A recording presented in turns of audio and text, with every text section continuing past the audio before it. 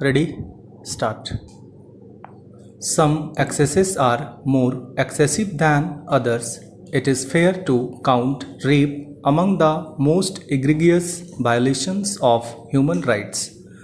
The recent horrific rape and murder of the Kolkata postgraduate medical student in what should have been a haven for her, a state-run hospital she was working in, must give the nation pause.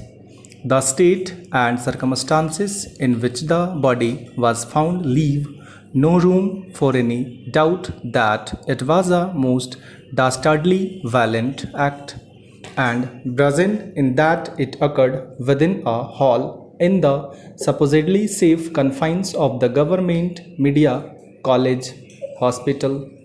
Every rape, unfortunately, is measured in severity by the amount of attention it garners from the public, and the outrage beast is selective. That is where the problem lies. Even enforcement authorities seem to gauge public outrage before acting upon crimes against women. The Kolkata case was a classic example.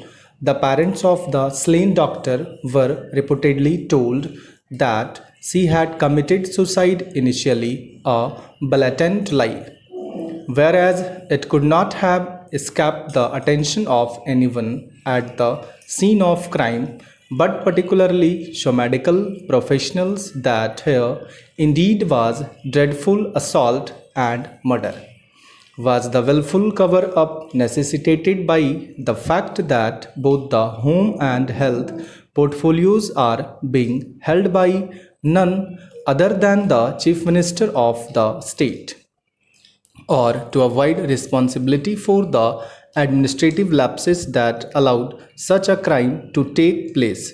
The government sadly preferred to wait until the public outrage over the grisly crime became impossible to contain politically.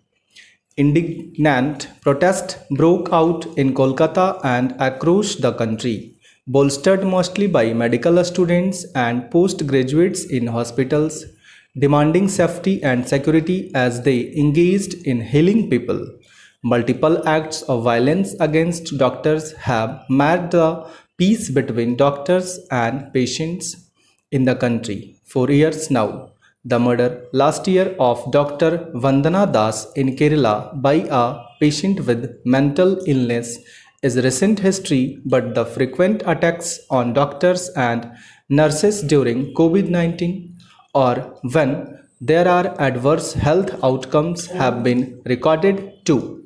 The Indian Medical Association has said that for doctors, pedestrian working conditions and inhuman workload and harassment in the workplace are the reality even without violence queering the pitch.